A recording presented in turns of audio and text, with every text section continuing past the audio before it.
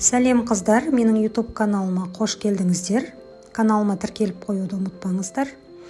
Бүгін біз осы хит торттардың бірі Whoopie Pie тортын дайындаймыз. Ең алдымен сары май мен шоколадымызды водяной баняға ерітуге қоямыз.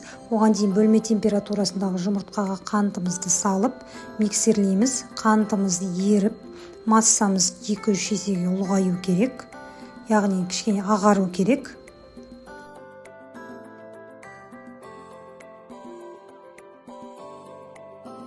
Енді сол массамыздың үстіне еріген шоколад пен сары майымызды құямыз.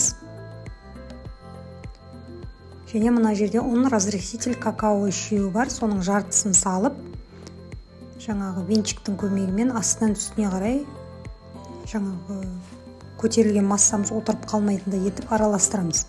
Енді екінші жартысын саламыз, сосын толығымен барлығы біркелкі болғанша араластырамыз. Енді осыны кондитерский мешокқа салып аламыз. Мен описаниеге жаңағы осы насатканың және креміне қолданатын насатканың размерін жазып кетемін.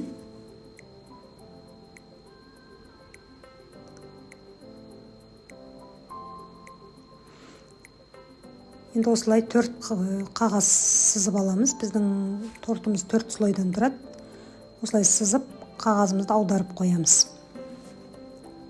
Сіздер мынау бисквитіне қолданатын масса немесе сразу 4 бөлікке бөліп алсаңыздар болады. Енді мен бұлай сразу осылай істей беремін, примерно. Ал егер сіздер барлығы теңге шықсын десеңіздер, онда бөліп алғандарыңыз дұрыс. Осылай сызықтың бойымен сызықтың ішімен жүргізіп шығамыз. Сызыққа кейбір жерлері тимей қалуы мүмкін. Оны осылай жаңағы насаткамен итеріңкіреп кішкене жеткіземіз сол сызыққа. Егер сіздерге мен көрсеткендей пісіру қиын болса, онда кольцоға пісіріп алсаңыздар болады, 4 бөлікке бөліп. Бірақ ол кезде диаметрін кольцоның менің көрсеткен размермен сәл үлкендеу етіп аласыздар. Өйткені мынау қазір піскен кезде бұл сәл жайылып, диаметрі үлкейіп 1 сантиметрге болсын. Примерно 4 бөлікке осылай барлығын теңдей салып шығамыз.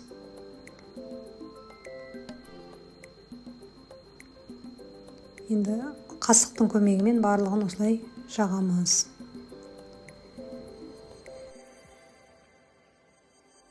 Осы корждарымызды 200 градуста мен бірінші 2 слойын ровно 7 минутта пісіремін, ал екінші 2 слойын 6 минутта пісіремін. Бұны қатты көп ұстауға болмайды, құрамында шоколад болғандықтан оны көп ұстасаңыз брауни сияқты қатып қалады корждары. Сондықтан 6-7 минут жетеді. Сонда жаңағы корждарыңыз влажный болып, жұмсақ болып, күшті болып піседі.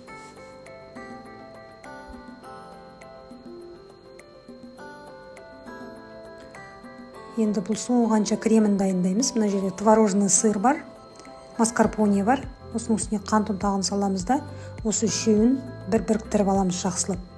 Сосын барып салқын сливкиді құямыз. Кремдегі творожный сыр да, маскарпоне барлығы холодильниктен алынған болуы керек. Мен осындай біркелкі жаңағы эластичный массадағы крем болады. Осылай насаткаға саламыз. Бұл кремнің насаткасы уже домалағы үлкенірек кішкене.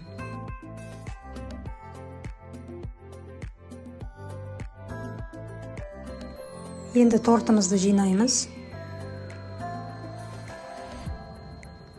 Слойлы қойған кезде осылай астын үстіне қаратып қоямыз. Сонда шарикті жасаған кезде ол әдемі тегіс болып тұрады.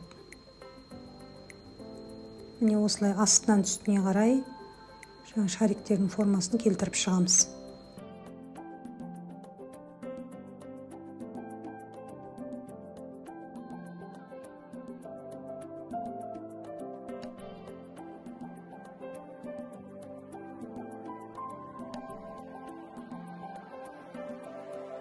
Және осы кремдерін, шариктерді жасаған кезде именно астыңғы слойдағы шариктердің үстіне тура сол шарикті түсіресіз.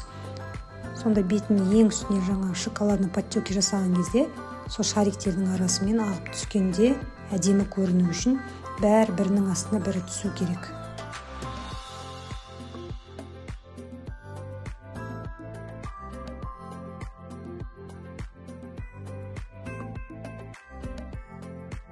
Слойымызды қойып болдық. Енді үстіндегі соңғы слойды осылай бетіне қаратып, осылай қоямыз. Соңғы слойды қойғаннан кейін осылай қолымен шетін кішкене басыңыздар, чтобы шарик сыртқа қарай сәл шығу үшін. Енді бетіне ганашын дайындаймыз. Ол үшін темный шоколад пен молочный шоколад водяной баняда ертіп аламыз. Үстіне сүтімізді құямыз. Холодильниктен алынған сүт, менде салқын сүт. Енді осы екеуін массамыз жылтыр болғанша жақсылап араластырамыз. Содан кейін барып сразу торттың бетіне құймаймыз. Сәл бөлме температурасында қойып қоямыз. Өйткені шоколадымыз қатты сұйық болады. Басында сәл қоюланғаннан кейін барып құйсаңыздар, сонда подложкаға ақпай, осылай жаңағы подтекилары әдемі түседі. Болды, тортымыз дайын. Енді қалағанымызша сәндейміз. Өзіме қатты ұнайтын торттардың бірі. Осы рецепт бойынша сіздер де жасап көріңіздер. Ұнайтынына сенімдімін. Каналыма тіркеліп қоюды ұмытпаңыздар. Және осы видеома лайк басып, комментарий жазып кетулеріңізді сұраймын.